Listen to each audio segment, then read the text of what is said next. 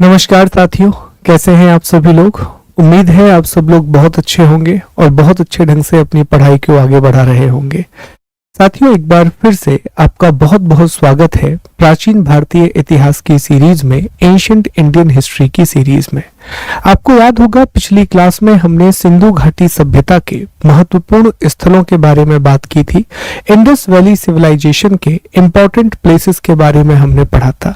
हमने देखा था कि जो भी महत्वपूर्ण स्थान है जैसे लोथल, राखीगढ़ी, मोहनजोदाड़ो, कन्वेरीवाला, चन्हुदाड़ो, कालीबंगन, धौलावीरा, ये सारे स्थान कहाँ पर हैं, ये कौन सी नदियों के किनारे हैं, और सबसे महत्वपूर्ण बात, इनसे किन किन प्रकार के साक्ष्यों की प्राप्ति हुई है, किस तरह के एविडेंसेस हमें मिले हैं। एग्जाम्पल के लिए हमने देखा था कि बनावली जो हरियाणा में है, वहां से हमें मिट्टी का एक खिलौना मिला है जो कि हल की आकृति का है।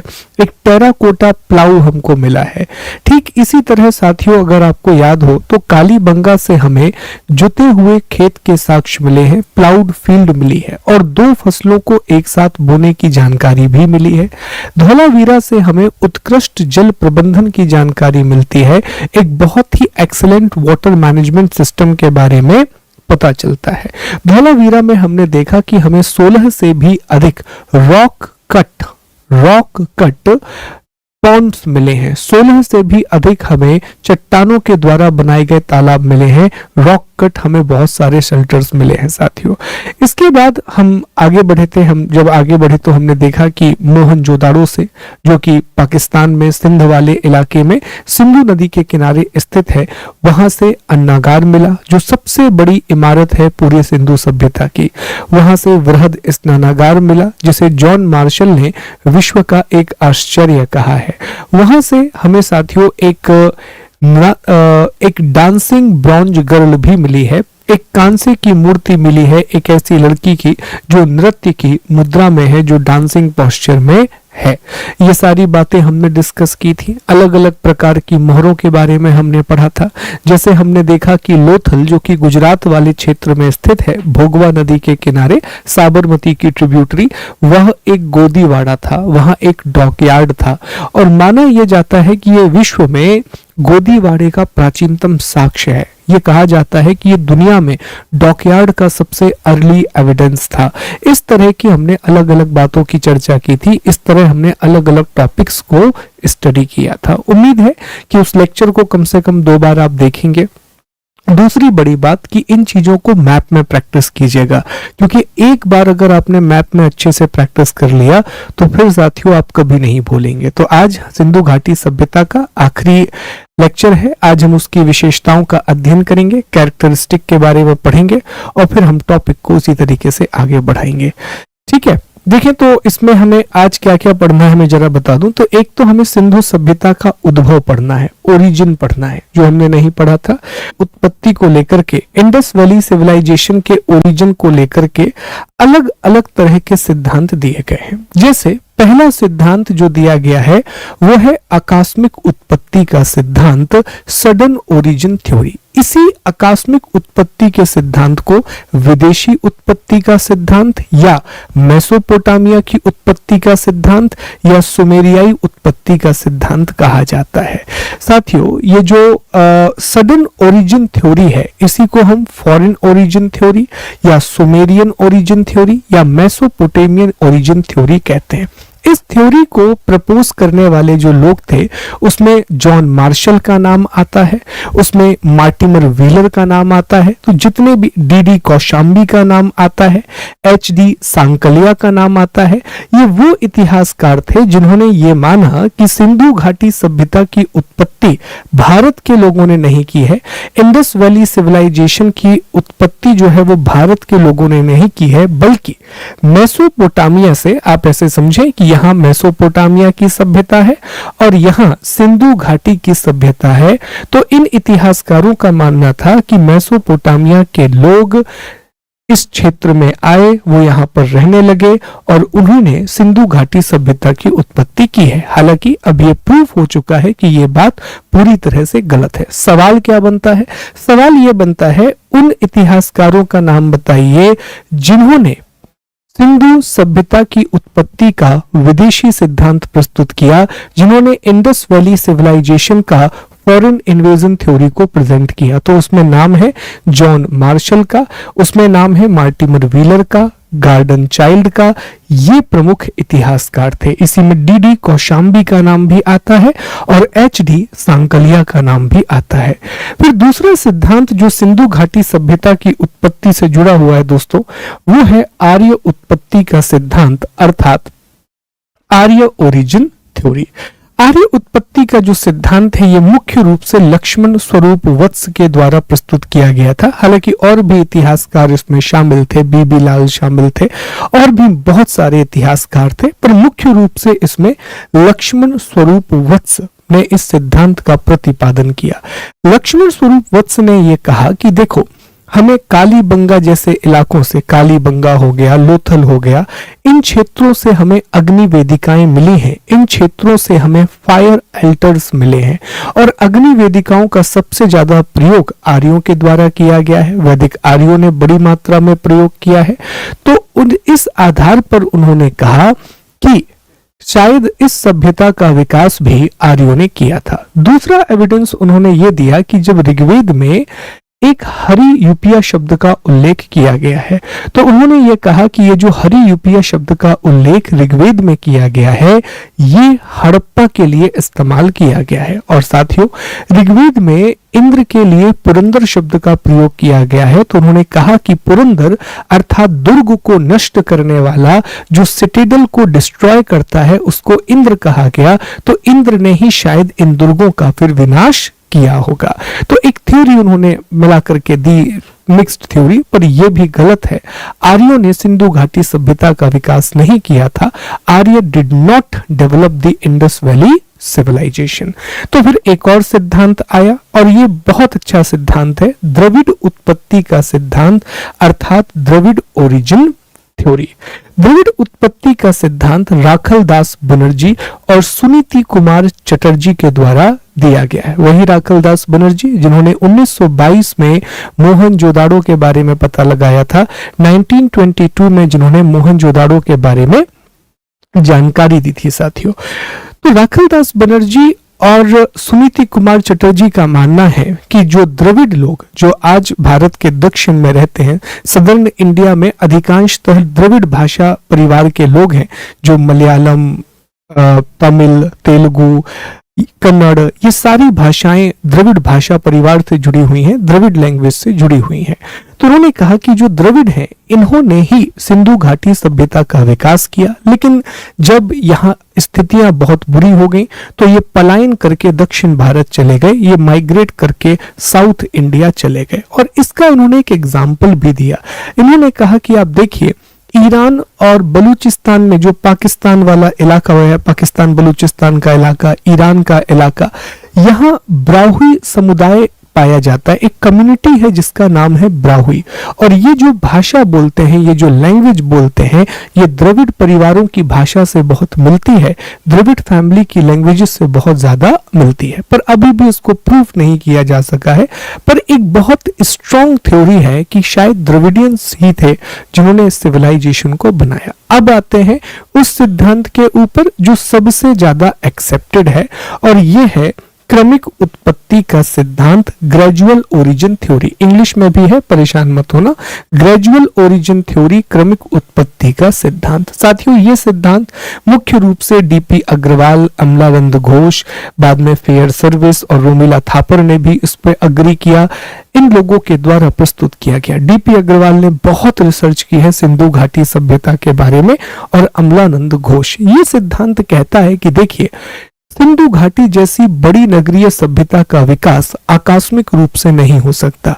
इंडस वैली जैसी एक बहुत massive urban civilisation all of a sudden evolve नहीं हो सकती।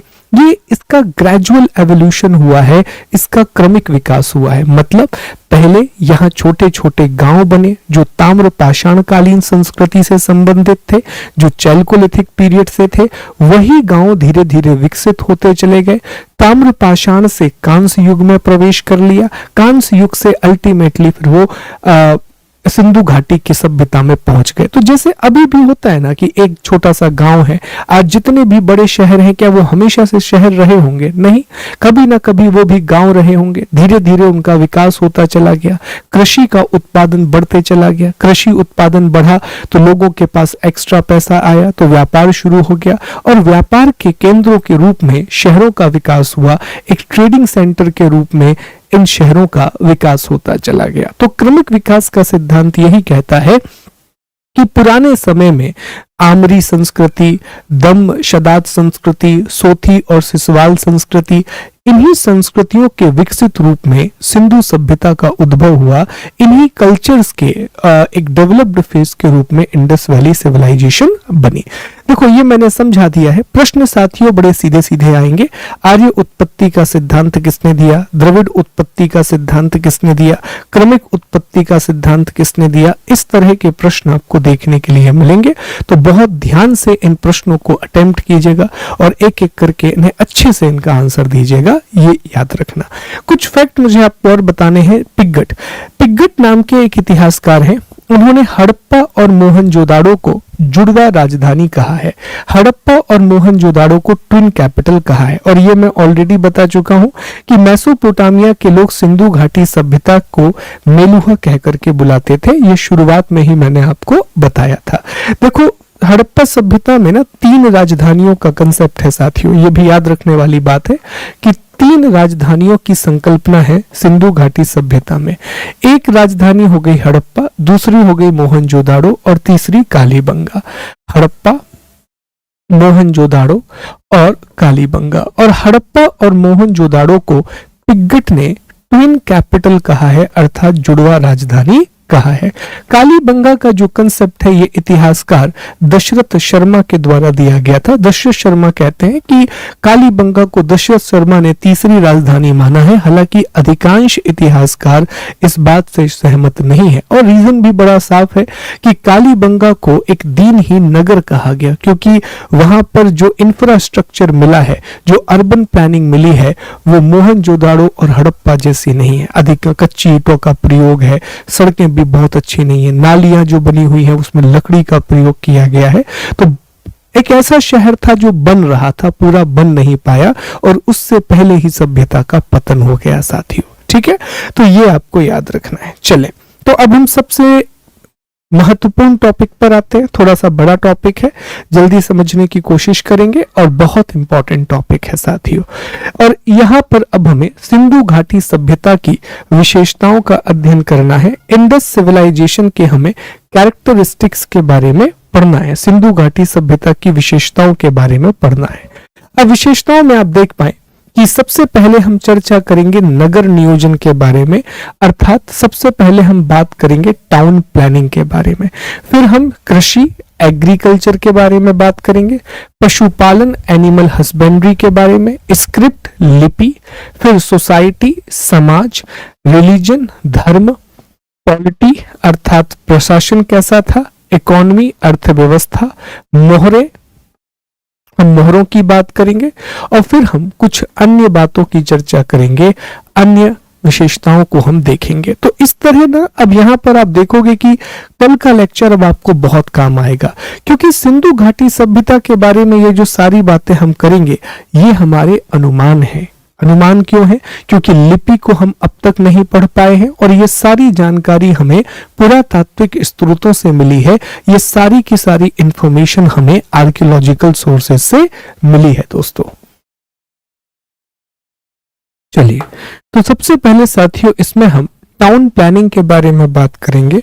सबसे पहले हम सिंधु घाटी सभ्यता के नगर नियोजन का अध्ययन करेंगे।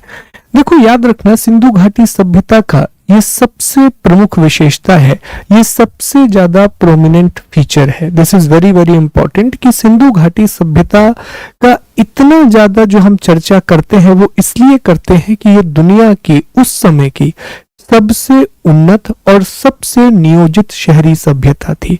Indus valley civilisation in compare to contemporary civilisation was highly planned and highly developed urbanisation. तो अगर आपसे पूछा जाए कि सिंधु सभ्यता की सबसे बड़ी विशेषता क्या है, तो इंडस सिविलाइजेशन का सबसे बड़ा कैरेक्टरिस्टिक है उसका सुनियोजित नगरीकरण, एक बहुत ही अच्छे तरीके से किया गया अर्बनाइजेशन। ठीक है, अब देखिए ये इतना अच्छा नगरीकरण था कि गार्डन चाइल्ड ने इसे भारत का प्रथम नगरीकरण या भारत की प्रथम नगरीय क्रांति कहा। शुरुआत में भी मैंने आपको बताया था कि गार्डन चाइल्ड नाम के एक इतिहासकार हुए, उन्होंने कहा कि सिंधु घाटी सभ्यता भारत की पहली नगरीय क्रांति था, जबकि महाजनपद काल भारत की दूसरी नगरीय क्रांति था। इंडस सिविलाइजेशन जो है वो इंडिया का फर्स्ट अर्बन रेवोल्यूशन था, whereas mahajanapada era was the second urban revolution of India। और इसमें एक अच्छी बात यह थी कि ये लोग पहले योजना बनाया है और फिर इन्होंने शहरों का निर्माण किया है। ये बड़ी अच्छी बात होती है। जैसे आजकल नई कॉलोनी बनती है तो नई कॉलोनी ऐसे नहीं बनती कि लोग आते जा रहे हैं फिर उसमें रोड डल रही है फिर उसमें नालियां डल रही हैं, ऐसा नहीं होता। वो पहले से रोड बनाते हैं, नाली बनाते हैं और जल निकासी की व्यवस्था करते हैं, फिर उसमें लोग रहना शुरू करते हैं। तो सोच के देखिए कितने अच्छे स्तर का प्रशासन रहा होगा, कितने अच्छा कम्युनिटी अंडरस्टैंडिंग रही होगी, सामुदायिक समझदारी रही होगी कि पहले शहरों को प्लान किया जाता था और फिर उसमें घर बनाए जाते थे और लोग रहते थे। तो नगर नियोजन के अंतर्गत हमें कुल 6 बातों का अध्ययन करना है साथियों।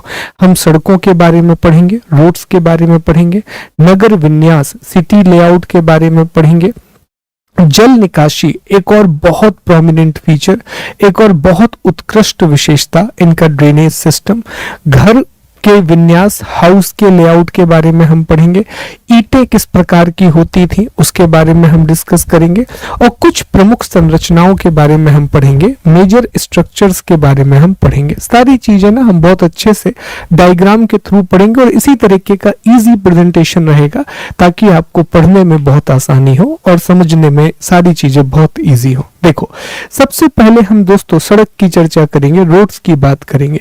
आपने एक शब्द सिंधु घाटी सभ्यता के बारे में जरूर सुना होगा कि सिंधु सभ्यता की जो सड़कें हैं, इंडस वैली सिविलाइजेशन की जितनी भी सड़कें हैं वो ग्रिड पद्धति में बनी हुई थी। पूरा का पूरा सिस्टम एक ग्रिड पैटर्न पर बना हुआ था। इसको हम चेस बोर्ड पैटर्न भी बोलते हैं, चेस बोर्ड पद्धति भी कहते हैं। तो इसका मतलब क्या है आइए समझते हैं। यहां मैं सड़कें हाईलाइट करता हूं इंडस वैली सिविलाइजेशन की। देखो एक मुख्य सड़क यहां से आ रही है साथियों, एक दूसरी मुख्य सड़क अगर आप देखेंगे तो वो यहां से आ रही है इस तरीके से, ठीक है। एक मुख्य सड़क आप देखिए तो यहां से आपको दिखेगी, एक और मुख्य सड़क आपको यहां से इस रूप में दिखेगी। अगर बहुत ध्यान से आप देखें तो ये जितनी भी सड़कें हैं वो एक दूसरे को 90 डिग्री पर इंटरसेक्ट कर रही हैं। सभी सड़कें एक दूसरे को 90 डिग्री पर काट रही हैं और यहाँ एक चौराहा बन रहा है और मोहनजोदड़ो का ये शहर मैं आपको दिखा रहा हूं और मोहनजोदड़ो के इस चौराहे को इतिहासकारों ने ऑक्सफोर्ड सर्कस का नाम दिया है। उन्होंने इसे ऑक्सफोर्ड सर्कस या ऑक्सफोर्ड सर्कल का नाम दिया है।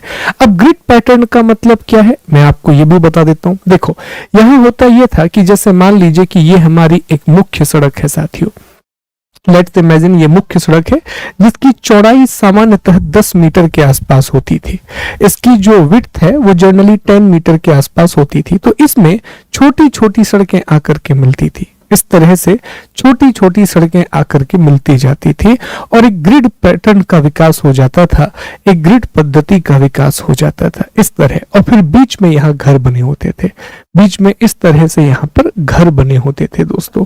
तो इसलिए हम कह रहे हैं कि पूरा का पूरा जो शहर है वो ग्रिड पद्धति में विभाजित था, ग्रिड पैटर्न में था, जहां सड़कें एक दूसरे को 90 डिग्री पर काटती थी, जहां सड़कें एक दूसरे को राइट एंगल पर इंटरसेक्ट करती थी। एक और बात मैं आपको बता दूं, याद रखिएगा कि सड़कों का निर्माण कच्ची ईंटों के द्वारा होता था। ऐसा नहीं है कि सिंधु घाटी सभ्यता के लोगों को पक्की ईंटों की जानकारी नहीं थी। सभी सभ्यताओं में सिंधु घाटी सभ्यता ऐसी सभ्यता थी जहां पकी ईंटों का इस्तेमाल हो रहा था, जहां बेक्ड ब्रिक का इस्तेमाल हो रहा था। लेकिन पकी ईंटों का इस्तेमाल वो सिर्फ घर को बनाने के लिए और नाली को बनाने के लिए करते थे, जबकि सड़क बनाने के लिए और साथ ही साथ में दीवार बनाने के लिए, जो दुर्ग कहलाता है, रक्षा दीवार या बाउंड्री बोल दो आप, बेहतर है, बाउंड्री बनाने के लिए वो कच्ची ईंटों का इस्तेमाल करते थे। तो बाउंड्री बनाने के लिए, जिसे दुर्ग या रक्षा दीवार भी कहा जाता है, जिसे सिटेडल या फिर बाउंड्री सिक्योरिटी वॉल कह सकते हैं, ये अनबेक्ड ब्रिक से बनाया जाता था। सड़कें भी अनबेक्ड ब्रिक से बनाई जाती थी। लेकिन साथियों, घर और नालियां ये पकी हुई ईंटों से बनाए जाते थे। हाउसेस और ड्रेनेज सिस्टम जो है वो बेक्ड ब्रिक से बनाया जाता था। ठीक, तो ये याद रखने वाली बात है। सड़कों के बाद थोड़ी सी हम चर्चा करेंगे इस बारे में कि नगर विन्यास कैसा था, सिटी का लेआउट कैसा था। तो इसमें थोड़ा एक इमेज आप देखो, ये मोहनजोदाड़ो की इमेज है। इसमें अगर आप ध्यान से देखें तो शहर दो भागों में बटा था। ऊपर एक स्तूप तरह की आकृति होती थी और ये जो पूरा का पूरा हिस्सा है जो ऊपर की तरफ है, जो उठा हुआ है, जो अपलिफ्टेड पार्ट है, इस अपलिफ्टेड पार्ट को कहा जाता था दुर्ग। इस अपलिफ्टेड पार्ट को क्या कहा जाता था साथियों? तो इसे कहा जाता था दुर्ग। ये दुर्ग वाला इलाका है, ये दुर्ग वाला रीजन आप देख रहे हैं। तो इसे इंग्लिश में सिटेडल कहते हैं और ये जनरली पश्चिम की तरफ होता था। और नीचे ये जो पूरा का पूरा भाग आप देख रहे हैं, ये निचला भाग है, इसे लोअर टाउन कहा जाता था और ये जनरली पूर्व की तरफ होता था। तो कहने का मतलब ये है कि सिंधु सभ्यता के अधिकांश जो नगर हैं, maximum towns of the Indus civilisation were divided into the two part. One is the uplifted part of western area that was called citadel and lower part of eastern area. Sindhu घाटी सभ्यता के अधिकांश नगर दो भागों में बटे हुए थे. ऊपर उठा हुआ ऊंचा हिस्सा जो कि पश्चिम में होता था और इसे किला कहा जाता था या टीला कहा जाता था, और निचला भाग जो कि पूर्व में होता था. अब इतिहासकारों का यह मानना है कि ये जो ऊपर उठा हुआ हिस्सा है जिसे सिटेडल, दुर्ग या टीला कहा गया है, यहाँ कुलीन वर्ग का निवास रहा होगा. एरिस्टोक्रेट यहाँ पर रहते होंगे. कुलीन वर्ग का मतलब जो बहुत बड़े अधिकारी हैं, प्रशासक हैं या बहुत ही धनवान व्यक्ति हैं, वो इन क्षेत्रों में रहते होंगे. और जो निचला इलाका है वहां आम जनता का निवास होगा, वहां कॉमन लोग रहा करते होंगे. दूसरा उनका यह भी मानना है कि जितनी भी महत्वपूर्ण प्रशासनिक इमारतें हैं, जितनी भी इंपॉर्टेंट एडमिनिस्ट्रेटिव बिल्डिंग हैं, वो ऊपरी इलाके में पाई गई हैं. जैसे मोहनजोदाड़ो में हमें एक सभागार मिलता है, एक असेंबली हॉल मिलता है, वो ऊपरी हिस्से में ही है. ठीक, और निचले इलाकों में हमें सिर्फ घर देखने के लिए मिलते हैं, हाउसेस देखने के लिए मिलते हैं. तो यह बात विशेष तौर पर ध्यान रखेंगे कि सिंधु घाटी सभ्यता के नगर दो भागों में वर्गीकृत थे. They were divided into the two part. एक था पश्चिम क्षेत्र का किला या दुर्ग जो ऊपर उठा हुआ हिस्सा था, citadel of the western region, और दूसरा था पूर्वी भाग का निचला नगर, lower town in the east. ये दो तरह की चीजें थी. जैसा हमने कहा कि पश्चिमी भाग या किले में कुलीन वर्ग का निवास होगा, एलीट क्लास या एरिस्टोक्रेट रहते होंगे, यहीं पर महत्वपूर्ण इमारतें होती थी. इसका दुर्गीकरण, फोर्टिफिकेशन किया जाता था, और जैसा मैंने बताया कि दुर्गीकरण के लिए हम कच्ची ईंटों का प्रयोग करते थे, अनबेक्ड ब्रिक का इस्तेमाल करते थे. वहीं जो पूर्वी इलाका है ये जन सामान्य का निवास हमने डिस्कस किया अभी. इसका क्षेत्रफल पश्चिम भाग की तुलना में ज्यादा होता था. ऑब्वियसली बात है कि प्रशासन करने वाले लोग कम होंगे और जनता ज्यादा होगी, तो जनता को रहने के लिए भी बड़ा एरिया चाहिए, और इसका भी दुर्गीकरण किया जाता था. दोनों का दुर्गीकरण होता था, दोनों को ही सेफ्टी बाउंड्री वॉल से घेरा जाता था. ऐसा नहीं है कि सिर्फ ऊपरी वाले इलाके का दुर्गीकरण किया गया हो, दोनों को दुर्गीकृत किया जाता था. अलग अलग दुर्गीकरण होता था. सिटेडल का अलग होता था, लोअर टाउन का अलग होता था साथियों. ठीक, अब इसके हमें कुछ अपवाद भी मिले हैं, कुछ एक्सेप्शन मिले हैं, जैसे धौलावीरा और राखीगढ़ी ये 3 भागों में बटे हुए हैं। Dholavira and Rakhigarhi they are divided into 3 part. बाकी शहर 2 भागों में बटे हैं, लेकिन धौलावीरा और राखीगढ़ी 3 भागों में बटे हैं। यह बहुत ज्यादा पूछा जाने वाला प्रश्न है कि सिंधु सभ्यता के उस नगर का नाम बताइए जो 3 भागों में बटा हुआ है। उसका नाम है धौलावीरा। दूसरा, लोथल और सुरकोटदा गुजरात वाले रीजन में है। लोथल और सुरकोटदा, इसमें एक ही दीवार पाई गई है जिससे दोनों को ढका गया है। एक ही प्रोटेक्टिव वॉल है दोनों हिस्सों के लिए। कहने का मतलब यह है कि बाकी शहरों में कहानी यह है कि यह शहर है, जैसे मान लीजिए कि यह टाउन है, यह ऊपर उठा हुआ हिस्सा है और ये निचला भाग है, तो इसको भी बाउंड्री वॉल से घेरा गया है इस तरीके से, और इसको भी बाउंड्री वॉल से घेरा गया है, और फिर एक कॉमन बाउंड्री इनके चारों तरफ भी बनाई गई है। और बाउंड्री वॉल बनाने का मतलब था चोरों से रक्षा करना और पशुओं से रक्षा करना, जो जंगली जानवर है उनसे रक्षा करना। लेकिन जो लोथल है, लोथल और सुरकोटदा दोनों गुजरात में है, तो उसमें भी कहानी यही है कि ऊपर उठा हुआ भाग है और निचला, लेकिन दोनों को एक ही दीवार से घेरा गया है। Both are surrounded by a single protection wall. तो ये याद रखना, ये प्रश्न पूछे जाते हैं इस तरह के प्रश्न अपवाद से।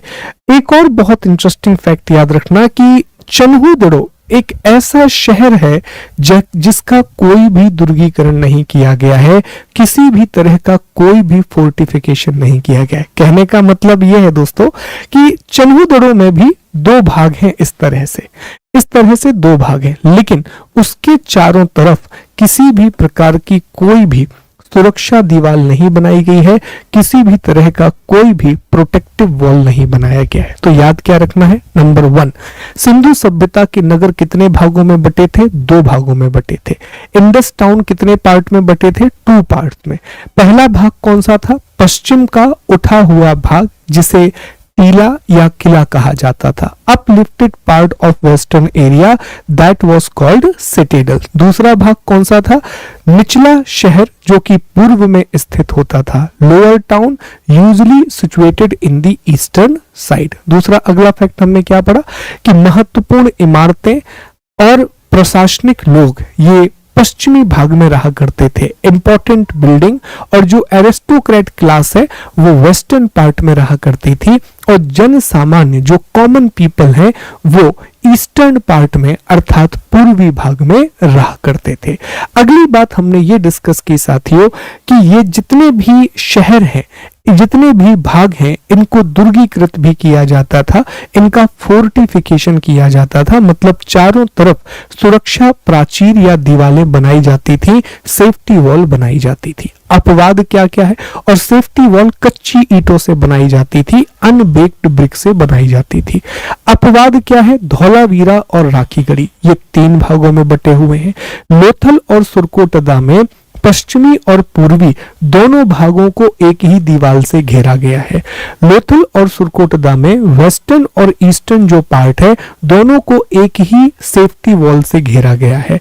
वहीं साथियों ये भी याद रखने वाली बात है कि चन्हूदड़ो जो कि एक शहर था, चन्हूदड़ो जो कि एक अर्बन सेंटर था, उसमें भी 2 भाग हैं, पश्चिम और पूर्व, ईस्ट और वेस्ट, लेकिन किसी भी तरह की कोई सुरक्षा दीवार नहीं है, किसी भी तरह का कोई भी फोर्टिफिकेशन देखने के लिए नहीं मिलता।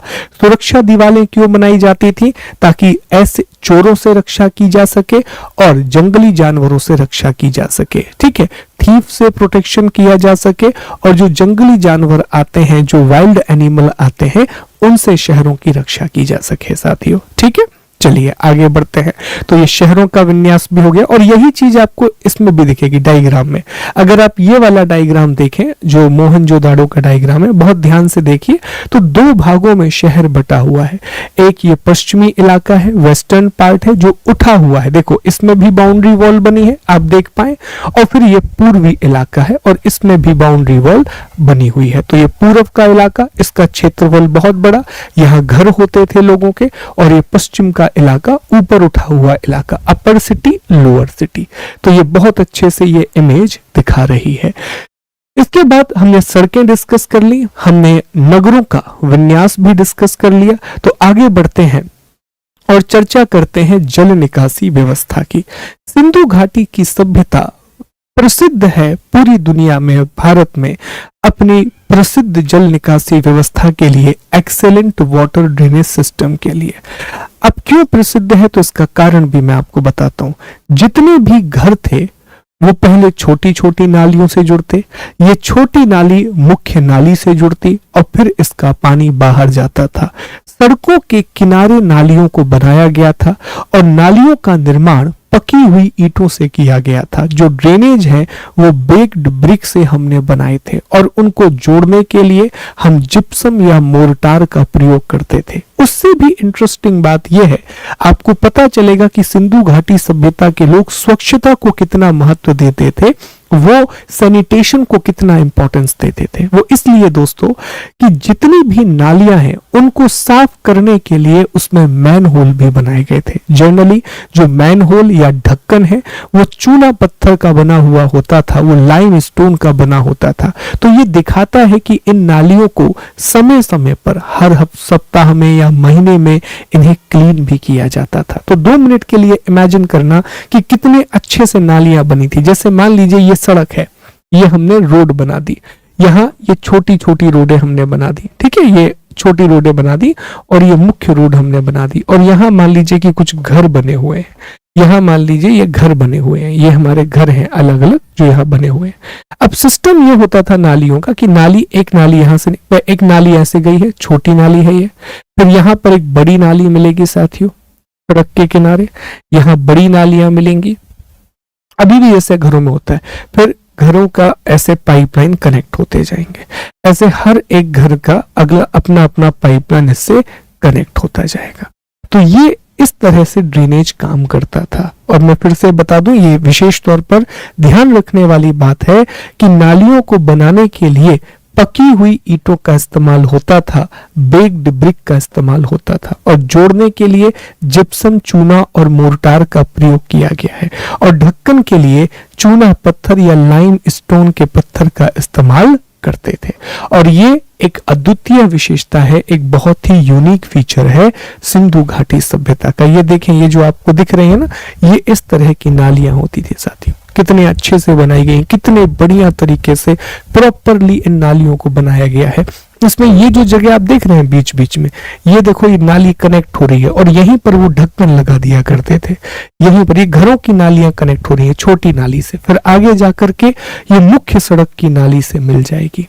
तो इतना कमाल का ड्रेनेज सिस्टम उन्होंने बनाया था, इतनी शानदार एक व्यवस्था करके रखी थी। तो ये भी याद रखना, ये छोटे छोटे प्रश्न पूछ लिए जाते हैं कि नालियां बनाने के लिए किस प्रकार की ईंट का प्रयोग होता था। पकी हुई ईंट का, बेक्ड ब्रिक का इस्तेमाल करते थे। अगला जो है वो है घरों का विन्यास अर्थात लेआउट ऑफ हाउसेस। देखो जनरली जो घर हैं सिंधु घाटी सभ्यता में छोटे घर होते थे, बहुत बड़े घर नहीं होते थे। और घरों की मैं आपको एक विशेषता बताता हूँ, फिर ये सारी बातें हम लिखेंगे। देखो जनरली जो घर होते थे वो छोटे घर होते थे, स्मॉल हाउसेस होते थे। और कुछ घर हमें ऐसे भी मिले हैं जो डबल स्टोरी के थे, अर्थात 2 मंजिला घर भी हमें मिले हैं, 2 मंजिला घर भी मिले हैं, हमें डबल स्टोरी के घर भी मिले। और घर में जनरली ये होता था कि बीच में एक आंगन होता था, आंगन के चारों तरफ कमरे होते थे साथियों। यहाँ पर एक कमरा बना दिया है, दूसरा कमरा, तीसरा कमरा, चौथा कमरा, 5, ऐसे कमरे बना दिए जाते थे। जनरली सामान्यतः 4 या 5 कमरे एक घर में पाए गए हैं, बहुत बड़े साइज नहीं है। 4 और 5 रूम्स पाए गए हैं एक जगह पर। इसके अलावा हर घर में एक रसोई घर भी पाया गया है, हर घर में एक किचन भी पाई गई है और एक स्नान घर भी पाया गया है, अर्थात एक बाथरूम भी पाई गई है। याद रखना, टॉयलेट्स हर जगह से नहीं मिलती, पर बाथरूम जहां पर आप बाथिंग कर सकते हैं वो मिलती है। टॉयलेट भी कुछ कुछ जगह मिली है, वो ऐसे करके उन्होंने टॉयलेट्स बनाई थी, पर बाथरूम तो हर जगह मिला है। और अधिकांश घरों में हमें कुआं भी मिलता है, अर्थात वेल भी मिलता है, कुआं भी मिलता है, वेल। और घरों को बनाने के लिए मुख्य रूप से ये पकी ईंट का इस्तेमाल करते थे, बेक्ड ब्रिक का ही इस्तेमाल करते थे। और छत कैसे बनाई जाती थी? तो छत ना पुराने जमाने में, आज भी आप गांव जाइएगा तो अधिकांश लोग, अगर कोई गांव से है तो जान पाए कि वहां पे अटारी होती है, जैसे हमारे घर में अटारी है, तो वो ऐसे बनी हुई कि किचन है, उसके ऊपर शहतीर मतलब लकड़ी के मोटे मोटे गत्थे लगाए हुए हैं, और लकड़ी के गत्थों के ऊपर फिर एक स्ट्रक्चर बना दिया गया है, और फिर इस तरह की एक नसेनी बोलते हैं, इसको सीढ़ी बोलते हैं, लेकिन हमारे यहाँ इसको नसेनी बोलते हैं। तो इस नसेनी का प्रयोग करके आप ऊपर जा सकते हो और सामान रख सकते हो। तो इस तरह से बहुमंजिला घर बनाए हुए थे, फर्स्ट फ्लोर और सेकंड फ्लोर, और घर होते इस तरह से थे। ये एक बहुत अच्छा उदाहरण है। इसमें कुआं होता था, एक आंगन होता था, ऐसे कमरे होते थे, एक रसोई घर होता था। तो इस तरह से कुछ घर बने हुए थे सिंधु घाटी सभ्यता के लोगों के, इस तरह के कुछ हाउसेस बने हुए थे। तो आइए अब देख लेते हैं एक बार। तो सामान्यतः घरों में क्या था, जैसा हमने पढ़ा कि 4 या 5 कमरे होते थे, आंगन होता था, रसोई होता था और स्नान घर होता था। 4 और 5 रूम्स होते थे, कोर्टयार्ड होता था, किचन था और बाथरूम वाला इलाका था। आंगन के चारों ओर कमरों का निर्माण होता था। तो हमने अभी बताया कि बीच में आंगन, अभी भी गांव के पुराने घरों में चले जाइए, कितना प्यारा कंसेप्ट होता था कि बीच में आंगन है, चारों तरफ कमरे बने हुए हैं, सब लोग आंगन में बैठ करके, ठीक है, दहलान बोल देते हैं कई बार उसको। तो ये सारा कंसेप्ट था। अधिकांश घरों में कुआं पाया गया है, वेल्स पाए गए हैं, कुछ 2 मंजिला घर भी पाए गए हैं, डबल स्टोरी के हाउसेस भी पाए गए हैं। एक बात जो बड़ी महत्वपूर्ण है वो है कि सिंधु सभ्यता के लोग ना प्रिवेसी को बहुत महत्व देते थे, निजता को बहुत महत्व देते थे। निजता कैसे? निजता को उन्होंने ऐसे महत्व दिया, एक एक करके, बहुत अच्छा कंसेप्ट है, समझिएगा। जैसे मान लीजिए ये 2 प्रकार की सड़कें थी, हमने अभी डिस्कस किया। ये मुख्य सड़क है, ये मेन रोड है दोस्तों, मुख्य सड़क जो जनरली 10 मीटर के आसपास चौड़ी होती थी, और इस तरह से ये छोटी छोटी सड़कें आजू बाजू से आकर के मिल जाती थी। ये छोटी सड़कें हैं जो बाजू से आकर के ऐसे मिल जाती थी। अब घर के जो दरवाजे हैं, अब जैसे मान लीजिए कि किसी व्यक्ति का घर यहां पर है, लेट्स इमेजिन कि एक व्यक्ति का घर यहां पर है, ये इसका घर है। तो हम क्या करेंगे, अगर हमारा घर आज इस तरीके से है कि यहाँ एक गली गई हुई है और यहाँ ये मेन रोड गई हुई है, तो आज के जमाने में तो हम क्या करेंगे, हम यहीं से अपने घर के दरवाजे को खोल देंगे कि सर यहीं से एंट्री गेट रख देते हैं, यहीं से एंट्री कर देते हैं, यही करेंगे। लेकिन सिंधु घाटी सभ्यता में ऐसा नहीं था। कोई भी दरवाजा मुख्य सड़क की तरफ खुलता ही नहीं था, सारे दरवाजे पीछे की ओर ऐसे छोटी सड़क में खुलते थे। तो ऐसा लगता है कि सिर्फ बैक डोर एंट्री ही थी। अधिकांशतः खिड़कियों की कमी पाई गई है, विंडोज बहुत ज्यादा नहीं पाई गई हैं, खिड़कियां बहुत ज्यादा नहीं पाई गई हैं, तो उनकी एंट्री ऐसी है जो बाहर से बहुत इजीली आप नहीं देख सकते। दूसरा, इस तरह से डिजाइन किया गया था कि अगर आप घर के प्रवेश द्वार में पहुंचते हो तो पूरा घर आपको नहीं दिखेगा। जैसे कई बार क्या होता है कि आंगन है तो एक बार एक व्यक्ति पहुंच गया, सब कुछ दिख गया, नहीं, उन्होंने दरवाजे का एंगल ऐसा रखा था कि आपको एक ही कमरा दिखेगा, उस कमरे के अंदर जब जाओगे तब आपको पूरा घर दिखेगा।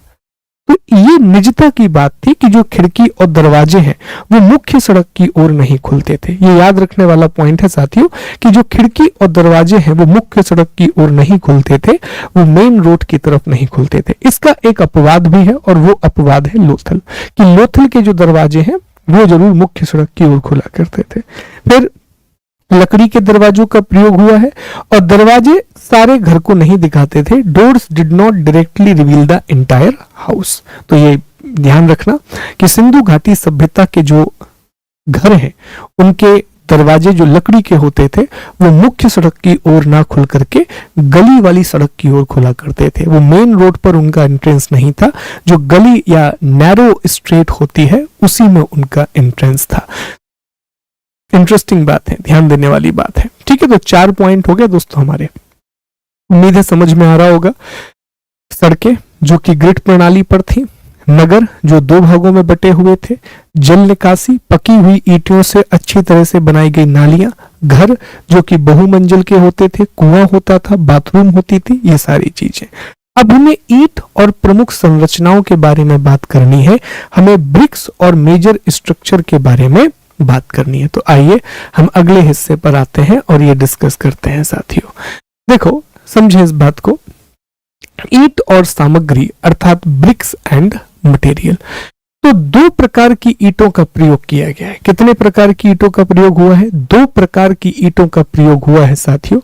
एक हमने पकी हुई ईंटों का इस्तेमाल किया है और दूसरा कच्ची ईंटों का इस्तेमाल है। अभी और भी बताएंगे। एक कुछ अलंकृत ईंटें भी हैं, डेकोरेटेड ब्रिक भी हैं जो कालीबंगा के फर्श से मिली हैं।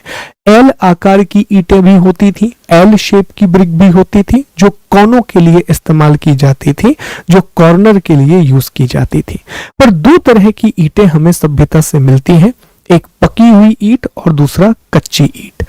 बेक्ड ब्रिक और अनबेक्ड ब्रिक। जैसा हमने अभी डिस्कस किया कि उस समय की सभ्यताओं में पकी हुई ईंटों का इस्तेमाल करने वाली सभ्यता सिंधु घाटी सभ्यता थी। बेक्ड ब्रिक का यूज करने वाली जो सिविलाइजेशन है वो इंडस वैली सिविलाइजेशन थी। पकी हुई ईंटों का प्रयोग हम दो जगह कर रहे थे, एक तो भवन के निर्माण में, हाउसेस को बनाने में, और दूसरा ड्रेन अर्थात नालियों को बनाने में।